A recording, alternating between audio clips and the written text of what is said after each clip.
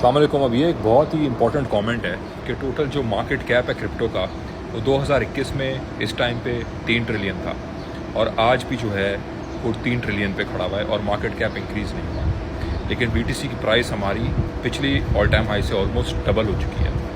तो आखिर ये क्या रीज़न है? इसका एक सिंपल सा रीज़न ये है कि बहुत सारे इन्वेस्टर जो हैं वो सेफ़ इन्वेस्टमेंट, रिटेलर्स और इंस्टीट्यूशन सेफ़ इन्वेस्टमेंट को देख रहे हैं, जिसकी वजह से वो लोग इन्वेस्टमेंट ओवरऑल ऑल्ट्स के अंदर कम और बीटीसी के अंदर ज़्यादा कर रहे हैं। इसकी वजह से जो टोटल मार्केट कैप है वो उतना ही है, लेकिन बीटीसी की प्राइस ज़्यादा है। तो पहले वो डिस्पर्स था पैसा ऑल्ट्स में, लेकिन इससे हमें एक और चीज़ समझ आती है, और दूसरी चीज़ जो समझने की है वो ये है कि इसका मतलब है कि ऑल्ट्स में जो पैसा पहले था वो भी अभी नहीं घुसा। इसी वजह से ऑल्ट्स की जो प्राइस पहले थी वो हमारे पास अभी नहीं आई है, इवन दो बीटीसी डबल हो गया है। लेकिन इससे ओवरऑल जो एक और चीज़ हमें समझ आती है वो ये है कि ओवरऑल जो complete net increase of price BTC में है वो ज़्यादा है, बिलीफ बीटीसी के ऊपर ज़्यादा है, इवन जो प्राइस है वो सेम है। ओवरऑल ये बिलीफ जो है बिटकॉइन नेटवर्क पे, क्रिप्टो पे, वो हमारा इंक्रीज़ हुआ है और यही बिलीफ हमारा ट्रिकल डाउन होगा और यही बिलीफ ट्रिकल डाउन होकर हमारा कहाँ पे आएगा? ऑल्ट्स मार्केट में आएगा। उसके लिए हमें डेफिनेटली इंतज़ार करना पड़ेगा, क्योंकि देखो मेजॉरिटी जो बैग होल्डर्स हैं वो सारे के सारे कहाँ पे हैं? वो सारे के सारे ऑल्ट होल्डर्स हैं। मेजॉरिटी जो बैग होल्डर्स हैं, ठीक है, मेजॉरिटी बैग होल्डर्स हमारे बीटीसी के नहीं हैं, क्योंकि वो बहुत महंगा है, एक आम इंसान की तो पहुंच से बहुत ऊपर है, बहुत बाहर है। जब था 16 के ऊपर तो लोग खरीद नहीं रहे थे। आज ऑल्ट्स जहाँ पे हैं वो एक आम इंसान की पहुंच में। ये वक्त ज़्यादा दूर नहीं है कि ये ऑल्ट्स आम इंसान की पहुंच में नहीं होंगे। ये मैं आपको कैसे कह रहा हूँ? ये मैं आपको ट्रस्ट ग्रो साइंस से नहीं कह रहा। मैंने आप लोगों को एग्जाम्पल दिया कि बीटीसी के अंदर लोगों का ट्रस्ट बढ़ चुका है, अडॉप्शन बढ़ चुकी है, जिसका मतलब है क्रिप्टो के ऊपर ट्रस्ट और अडॉप्शन, ओवरऑल जो सेंटिमेंट्स हैं वो पॉजिटिव हैं और वो हेल्दी हैं, वो फेवरेबल हैं, वो प्रॉफिटेबल हैं। लेकिन प्राइस में ऑल्ट्स की वो चीज़ अभी तक रिफ्लेक्ट नहीं हो रही। तो यही पैसे ने निकल के रोटेट होकर ऑल्ट्स की तरफ आना है और मज़ीद नए पैसे ने एंटर होना है। तो सोचो ना, अभी फ़िलहाल हम 3.1 और 3 के लगभग घूम रहे हैं, इस मार्केट कैप के लगभग घूम रहे हैं ट्रिलियन में। सोचो जब ये 4, 4.5 की तरफ जाता है, और अपने आप से सवाल करो और मुझे सवाल का जवाब दो, क्या ये कभी नहीं जाएगा 4, 4.5 पे? क्या आपको ये लगता है आज के कभी 4, 4.5 पे जाने वाला नहीं है और बस टॉप्स हो चुके हैं और अब सिर्फ बॉटम्स हैं? और क्रिप्टो का मार्केट कैप कभी 3 ट्रिलियन से नहीं उठेगा, और अगर उठेगा तो पैसा सिर्फ बीटीसी के अंदर जाएगा।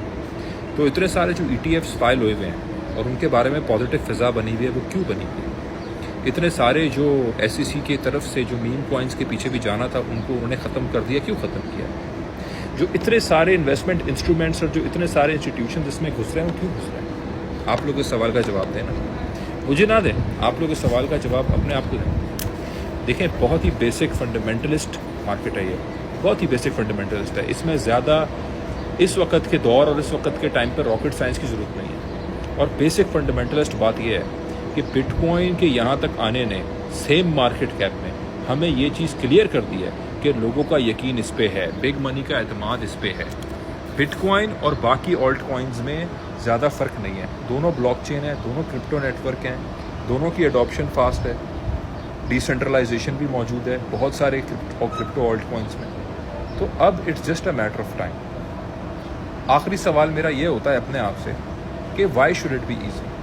इतना आसान क्यों होना चाहिए हमारा क्रिप्टो में जनरेशनल वेल्थ बनाना और पैसा बनाना? इवन दो बुल रूम के अंदर आज हम लोगों ने एक ज़बरदस्त शॉट पकड़ा है, हमारा एक लॉन्ग भी इंटैक्ट है, हम लोगों ने बीटीसी को लॉन्ग करने से भी अवॉइड किया क्योंकि मार्केट नीचे की तरफ है। लेकिन ओवरऑल जो स्पॉट में हमने जनरेशनल वेल्थ बनानी है ऑल्ट कॉइन्स के थ्रू, वो आसान क्यों होना चाहिए? वो तो डिजर्विंग हैंड्स में जाना चाहिए ना। हर बंदे को क्यों मिलना चाहिए? तो हर बंदे को मिलेगा भी नहीं, बिल्कुल उसी तरह जिस तरह हर बंदे को BTC 16 पे नहीं मिला था। नसीब का भी गेम होता है, अल्लाह ताला की तरफ से नसीब की भी बात होती है।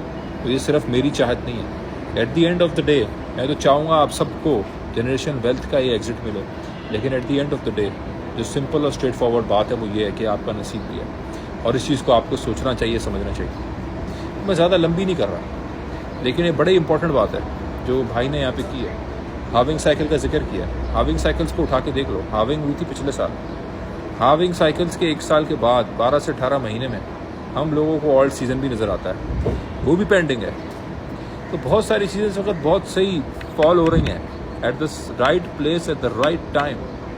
सिर्फ प्राइस उसको फॉलो नहीं कर रही। प्राइस जब फॉलो करेगी ना, हाथ में नहीं आएगी, काबू में नहीं आएगी, फिर महंगा खरीदना, फिर महंगा ख़रीदते रहना। ये मेरा फ़लसफ़ा है, ये मेरा ओपिनियन है, ये मेरा एनालिसिस है। रीजंस आप लोगों के सामने मैंने दिए हैं। आप लोग वो करें जो आप लोगों को बेहतर लगे। आप लोगों की फ्रस्ट्रेशन से पैसे नहीं बनेंगे, आप लोगों के पेशेंस से बनेंगे। और जो बनेंगे ना वो आप अपनी जेब में रखोगे, मुझे नहीं दोगे, किसी को नहीं दोगे जो आज आपको समझा रहा है, बता रहा है, चीज़ें आप लोगों के सामने पेश कर रहा है। ठीक है जी, आप अपनी जेब में डालोगे, अपने घर वालों को मुस्तफ़ीद करोगे, उनका नसीब होगा। तो इसमें मेरा कुछ नहीं है। तो इस चीज़ को समझने की कोशिश करें कि ये जो मैं बात कह रहा हूँ ये मैं आप लोगों के लिए कह रहा हूँ। थैंक यू सो मच, जज़ाकल्लाह।